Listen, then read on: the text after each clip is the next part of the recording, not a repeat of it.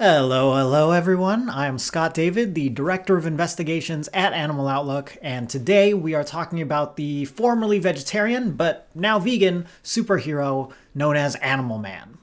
Animal Man! He's a character from DC Comics who actually first appeared in Strange Adventures number 180 all the way back in 1965.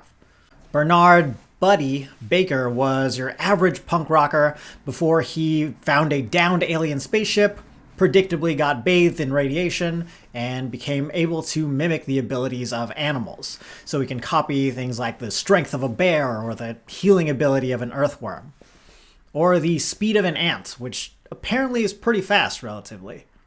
Like a lot of comic book characters, his powers have been tweaked over time.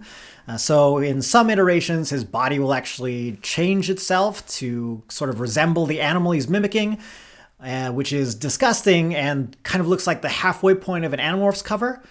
But in other iterations, he just flies around without wings, sort of like Superman does. Sometimes he has to actually be near the animal he wants to mimic, and other times he uses his mind to reach through the morphogenetic field, which is a fancy way of saying he just picks whatever animal he wants. He's also been able to hear the thoughts of animals and even access their memories. His origin story also received some changes, where the aliens he discovered were actually trying to make him into an avatar of the Red being a mysterious force that connects all animal life on Earth. It's actually the source of power for a lot of DC superheroes who have sort of animal-based powers, some of whom we'll probably end up talking about in the future. But he's been known to have problems controlling these powers, and he's actually quit superheroing in the past. Still, he's been able to do well enough to get himself on a few teams, like the Forgotten Heroes and even the Justice League. Martian Manhunter personally told Buddy that he wanted him in the League, since Buddy cares about the environment and about animal rights.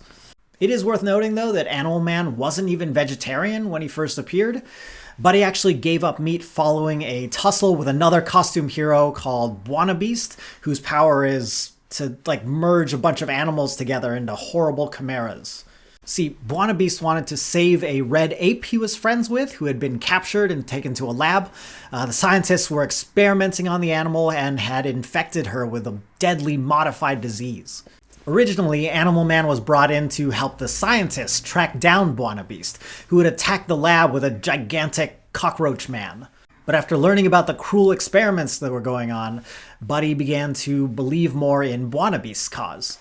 Though to be honest, it seems kind of messed up to combine a bunch of animals together so they can fight for you.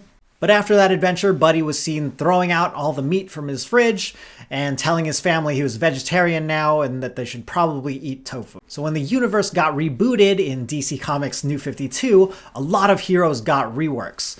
Superman was flying around in a t-shirt and jeans, and Animal Man became vegan. Jeff Lemire, who is the writer for the New 52 Animal Man, said in an interview that Buddy is more known as an activist and symbol for animal and vegan rights than he is as a superhero. And as part of his activism, Buddy has been known to get in the way of not just things like animal experimentation, but dolphin and fox hunts as well. And the young people of that world, they're absolutely loving that. A lot of them are wearing these animal liberation shirts that were inspired by Buddy. So even though he kind of struggles as a hero, he is able to make a difference, and not just through punching bad guys. Animal Man is pretty much a vegan celebrity to people. And in real life, celebrities have been credited with increasing the adoption of plant-based foods. Though it's likely that a lot of these people trying these plant-based foods are doing this more for health benefits rather than environmental or animal welfare reasons. And sadly, as of recording this, there is not a current run of Animal Man, but there are some compilations available if you want to check out his earlier adventures. There's Grant Morrison's run from the late 80s and early 90s, and the Jeff Lemire run that I mentioned before. So that is pretty much all I have for today. Please like and subscribe if you enjoyed this kind of content, and I will see you next time.